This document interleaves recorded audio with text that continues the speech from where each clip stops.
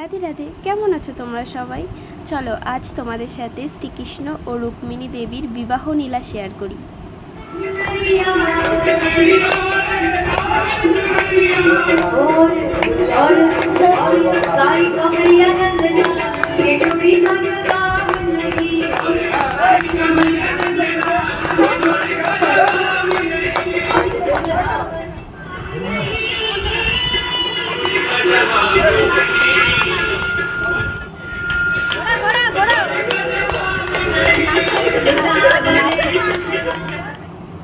দেখো আমরা কত আনন্দ করেছি বলো। ভিডিওগুলো দেখে সত্যি এখন এত মিস করছি মুহূর্তগুলো, সত্যি কতই না আনন্দ হয়েছে।